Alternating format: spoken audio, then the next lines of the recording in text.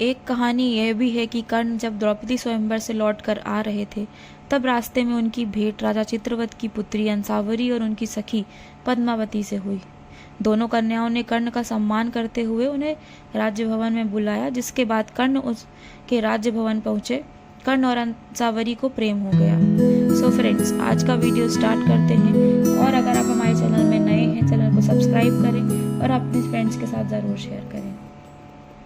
महाभारत में कुंती पुत्र युधिष्ठिर, अर्जुन और भीम एवं माद्री पुत्र नकुल और सहदेव की पत्नी द्रौपदी थी। राजा द्रुपद की बेटी द्रौपदी को पांचाली भी कहा जाता है। कुंती के एक और पुत्र कर्ण थे। सूर्यपुत्र को प्यार हुआ था दासी पद्मावती से, जो बाद में उनकी पत्नी बनी, लेकिन कम ही जिक्र मिलता है कि कर्ण की एक और पत्नी थी जिसे वृषाली या वरुशाली के नाम से जाना जाता है। कर्ण दुर्योधन का मित्र था, वह द्रोणाचार्य का वध नहीं करता। यही वह वजह थी द्रौपदी ने कर्ण से विवाह नहीं किया। द्रौपदी ने उसी के गले में वरमाला डाल दी है। सब देखकर सभी राजा लोग खिसिया गए और कर्ण के नेतृत्व में उस वीर पर शस्त्रों से आक्रमण कर दिया। लेकिन बेचारे कर्ण यहाँ भी हार कर अपना सा मुंह लेकर स्वयंवर से भाग गए। कर्ण द्रौपदी को हासिल नहीं कर पाए, इसलिए द्रौपदी ने कर्ण से विवाह नहीं किया। क्या यह सच है कि द्रौपदी कर्ण से प्यार करती थी? इस सवाल का जवाब एक नहीं बल्कि अनगिनत है। हालांकि द्रौपदी को सपने में भी कर्ण से प्यार नहीं था। कर्ण और द्रौपदी पहली बार स्वयंवर में मिले थे। यज्ञसेनी के भव्य विवाह समारोह में भाग लेने के लिए कृष्ण को भी आमंत्रित किया गया था। द्रौपदी को अन्य पांडवों की तुलना में अर्जुन से अधिक स्नेह था, और यह स्वाभाविक भी है। कहीं न कहीं कर्ण द्रौपदी के स्वयंवर में भाग न ले पाने को अपना अपमान समझता था, और द्रौपदी के लिए उसके मन में कोई सम्मान की भावना नहीं थी। दुर्योधन जैसे मित्र की संगत का भी बुरा प्रभाव था। कर्ण ने द्रौपदी को 5 पुरुषों की विवाहित पत्नी होने के लिए वेश्या कहा, और कहा कि उसका दरबार में आना कोई आश्चर्यजनक कार्य नहीं है, चाहे वह कपड़े पहने हुए हो या नग्न। फिर वह दुशासन को द्रौपदी के वस्त्र उतारने का निर्देश देता है। जब उसके पति उसकी सहायता नहीं करने में विफल हो गए, तो द्रौपदी ने कृष्ण से उसकी रक्षा के लिए प्रार्थना की। कहते हैं कि वृषाली ने कर्ण की मृत्यु के बाद उसकी चिता पर ही समाधि ले ली।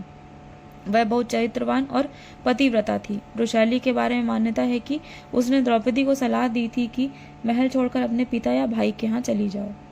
मरते समय कर्ण ने भगवान श्री कृष्ण से क्या मांगा?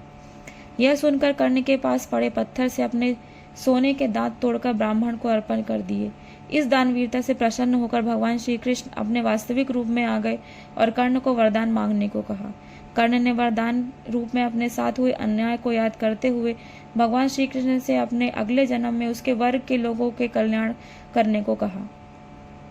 कर्ण ने श्री कृष्ण से क्या पूछा? मेरा जन्म होते ही मेरी माँ ने मुझे त्याग दिया, क्या अवैध संतान होना मेरा दोष था? द्रोणाचार्य ने मुझसे सिखाया नहीं, क्योंकि मैं क्षत्रिय पुत्र नहीं था। धरती माता ने कर्ण को श्राप दिया था कि एक दिन उसके जीवन में किसी निर्णायक युद्ध में वह भी उसके रथ के पहिए को वैसे ही पकड़ लेंगी जैसे उसने उन्हें अपनी मुट्ठी में पकड़ा है, जिससे वह उस युद्ध में अपने शत्रु के सामने असुरक्षित हो जाए। इस प्रकार कर्ण को 3 पृथक अवसरों पर 3 श्राप मिले। जब कर्ण की पहचान उसके सामने प्रकट हुई, तो दुर्योधन का कर्ण के प्रति और प्रेम बढ़ गया, और कहा जाता है कि कर्ण का अंतिम संस्कार पांडवों ने नहीं बल्कि उसने ही किया था। कृष्ण ने पुष्टि की कि कर्ण पर उसका सबसे अधिक अधिकार था, क्योंकि वह एक दूसरे से सच्चा प्यार करते थे और एक दूसरे का समर्थन करते थे। भीष्म को नारद और वेदव्यास से पता चला कि कर्ण कुंती का पुत्र है। जब कर्ण तीरों की सैया पर पड़े भीष्म से मिलने आए, तो भीष्म ने उन्हें बताया कि वह कुंती का पुत्र है। कर्ण के मन में द्रौपदी के प्रति एक नरम दृष्टिकोण था, लेकिन द्रौपदी के स्वयंवर में उसे निम्न जाति का कहे जाने पर उसे द्वेष था। महाराष्ट्र के जम्बुल आख्यान नामक लोक नाटक के अनुसार द्रौपदी ने स्वीकार किया था कि वह अपने पति से अधिक कर्ण से प्यार करती थी, और उसे जाति के कारण उससे विवाह न करने का पछतावा था। द्रौपदी कर्ण से विवाह करना चाहती थी। हुआ यूं कि द्रौपदी कर्ण का चित्र देखकर उन्हें पसंद करने लगी थी। जब स्वयंवर का दिन आया, तो द्रौपदी की दृष्टि सभी राजाओं और पांडवों में से कर्ण को ढूंढ रही थी। लेकिन द्रौपदी को जब पता चला कि कर्ण एक सूत पुत्र है, और अगर उसका विवाह करने से होता है तो वह जीवन भर एक दास की पत्नी के रूप में पहचानी जाएंगी, इसलिए कर्ण की वजह से उन्होंने पांडवों का वरण किया और इस तरह कर्ण की द्रौपदी से विवाह की ख्वाहिश पूरी न हो सकी। इसलिए बाद में उसने 2 विवाह किए। कर्ण का पहला विवाह वरुशाली के साथ हुआ। वरुशाली दुर्योधन के सारथी सत्यसेन की सुशील और सुंदर कन्या थी। कर्ण की मृत्यु के बाद वरुशाली उसकी चिता पर सती हो गई थी। महाभारत में भगवान कृष्ण का पहला लक्ष्य धर्म की रक्षा करना और अधर्म का नाश करना था। धर्म की रक्षा के लिए कृष्ण नियमों को तोड़ने से भी पीछे नहीं हटे। कर्ण की हत्या इसका सबसे बड़ा उदाहरण है। युद्ध के दौरान कर्ण निहत्थे थे, तब श्री कृष्ण ने अर्जुन से कर्ण को मारने के लिए कहा था। भगवान श्री कृष्ण ने कर्ण का अंतिम संस्कार इसलिए किया था क्योंकि भगवान श्री कृष्ण ने कहा था कि मुझे उससे धरती पर वहां अंतिम संस्कार किया जाए जहां पर आज तक कोई भी पाप ना हुआ हो।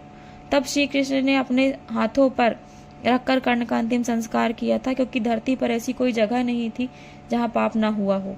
कुंती पुत्र कर्ण एक महान योद्धा था जो कौरवों की ओर से लड़ा था। कुंती श्री कृष्ण के पिता वासुदेव की बहन और भगवान श्री कृष्ण की बुआ थी। कुंती का पुत्र होने के कारण भगवान श्री कृष्ण का भाई था। कृष्ण के कारण ही कर्ण को अपने कवच और कुंडल इंद्र को दान करने पड़े थे।